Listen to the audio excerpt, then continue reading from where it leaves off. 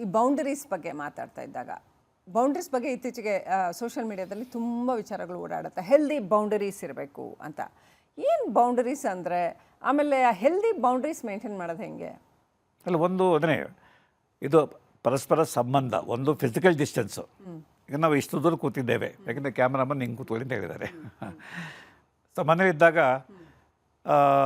3 ಜನ ಇದ್ದಾರೆ, ದೊಡ್ಡ ಮನೆ, ಅಲ್ಲೂ ಹೆಂಡತಿ ಇನ್ನೊಂದು ರೂಮ್ನಲ್ಲಿದ್ದಾರೆ, ನಾನೊಂದು ರೂಮ್ನಲ್ಲಿದ್ದೇನೆ, ಮಗ ಇನ್ನೊಂದು ರೂಮ್ನಲ್ಲಿದ್ದಾನೆ, ಅಲ್ಲೂ ಒಂಟಿತನ.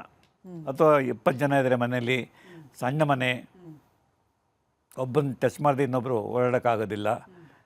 ಒಂದು ಫಿಸಿಕಲ್ ಡಿಸ್ಟೆನ್ಸು ಅದು ಸಾಮಾನ್ಯವಾಗಿ ಸ್ತ್ರೀ ಪುರುಷ ಒಂದು ಫಿಸಿಕಲ್ ಡಿಸ್ಟೆನ್ಸ್ ಮೇಂಟೈನ್ ಮಾಡೋಕ್ಕಾಗುತ್ತೆ. ನಾನು ತಕ್ಷಣ ಬಂದು ನಿಮ್ಮ ಪಕ್ಕದಲ್ಲಿ ಕೂತು ನಿಮ್ಮ ಹತ್ರ ಒತ್ಕೊಂಡು ಕೂತ್ಕೊಳ್ಳೋಕೆ ಆಗೋದಿಲ್ಲ, ಯಾಕೆಂದರೆ ಸಾಮಾಜಿಕ ನಿಯಮ.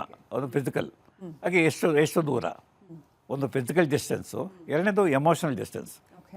ಎಮೋಷನ್ ನನಗೆ ಸ್ವಲ್ಪ ಪ್ರೈವಸಿ ಬೇಕಾಗುತ್ತೆ, ನಿಮಗೂ ಪ್ರೈವಸಿ ಬೇಕಾಗುತ್ತೆ.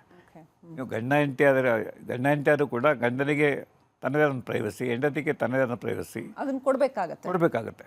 ಯಾವಾಗ ನನ್ನ ಜೊತೆಲೇ ಇರು, ನಾನು ಹೇಳ್ದಂಗೆ ಕೇಳು, ನಾನು ಹೇಳ್ದೆ ಏನೂ ಮಾಡಬೇಡ ಅನ್ನೋದು. ಕೆಲಸ ಏನಾಗುತ್ತೆ, ಎಷ್ಟೋ ಜನ ಗಂಡಂದಿರು ಆ ಕೆಲಸ ಮಾಡ್ತಾರೆ, ಹೆಂಡತಿರು ಆ ಕೆಲಸ ಮಾಡ್ತಾರೆ. ಹಾಗೆ ಮಕ್ಕಳು, ಅಮ್ಮ ನೀನು ಜಾಸ್ತಿ ಮಾತಾಡಬೇಡ, ನಾನಿವತ್ತು ನಿನ್ನ ಜೊತೆಲಿ ಇರಲ್ಲ, ನನ್ನ ಫ್ರೆಂಡ್ ಮನೆಗೆ ಹೋಗ್ತೀನಿ ಅಂತಂದರೆ, so he wants keeping distance with the mother on that day. ಅದರ್ಥ ತಾಯಿನವನು ದ್ವೇಷ ಮಾಡ್ತಾನೆ, ತಾಯಿಗಿಂತ ಸ್ನೇಹಿತ ಹೆಚ್ಚು ಒಳ್ಳೆಯನಾದು. ಹಾಗೆ ಫ್ರೆಂಡ್ಸಲ್ಲಿ ನನಗೆ 10 ಜನ ಫ್ರೆಂಡ್ಸ್ ಇದ್ದಾರೆ ಅಂತ ಇಟ್ಕೊಳ್ಳೋಣ. ಒಬ್ಬ ಜೊತೆ ಭಾಳ ಕ್ಲೋಸಾಗಿ ನಾವು ಮೂವ್ ಮಾಡ್ತಾನೆ, ಎಲ್ಲ ಒಟ್ಟಿಗೆ ಹೋಗ್ತೇವೆ, ಒಟ್ಟಿಗೆ ಕಾಫಿ ಕುಡಿತೇವೆ. ಇನ್ನೊಬ್ಬನ ಜೊತೆ ಯಾವಲ್ಲ ಅಪರೂಪಕ್ಕೊಂದು ಸಾರಿ ಬಾಂಧವನು ಬರೋದಿಲ್ಲ, ಅವನು ಬಂದು ನಾನು ಹೋಗೋದಿಲ್ಲ.